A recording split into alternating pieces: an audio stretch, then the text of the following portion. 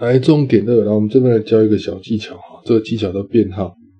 什么意思哈？我们说提公因式的时候，有时候不一定会找到一样的公因式，但我们留心观察哈，有时候括号里面的式子刚好每个项它的正负号会相反，所以我们会利用变号来改变正负，让两个式子变一样。所以我们现在找看有没有正负号都相反的式子。来，像这个 3s 减 2y， 那你看 3s 这里是不是正？那这边是不是就 3s 就负，对吧？然后这边的 2y 是负的，这边 2y 是不是正的？是不是刚好？你看 x 是相反的，然后 y 项也相反的，所以这个是属于正负号相反的式子。OK， 就这样找。所以你看第2个，来 4x 对 4x，s 项没有相反的，所以就不行。因为它 s 项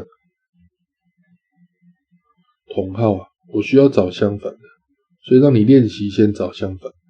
好，那第3个来 a 跟负 a，OK， a 项，然后 b 跟负 b 刚好嘛，所以第3个是对的。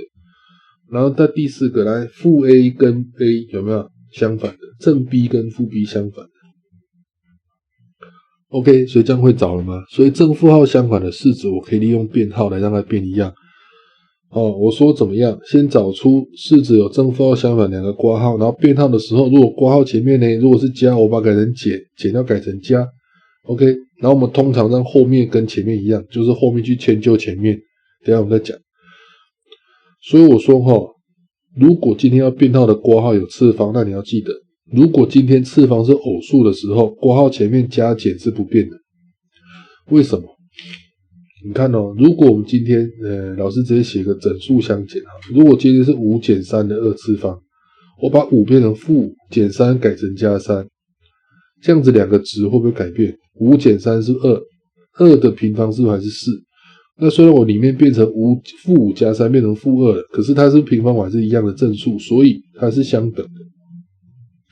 所以今天当次方是偶数的时候，我们括号前面的加减是不变，是不用变号，因为它的值是一样的。但是如果括号里面是奇数嘞，有没有？我把它改成5减3的3次方跟负5加3的3次方会怎么样？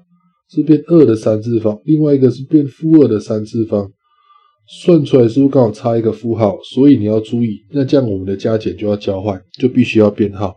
OK， 所以老师这边有举2个例子你看 s 加 2y 乘 s 减 y， 然后加上 s 加 3y 乘上 y 减 s 的平方，有没有？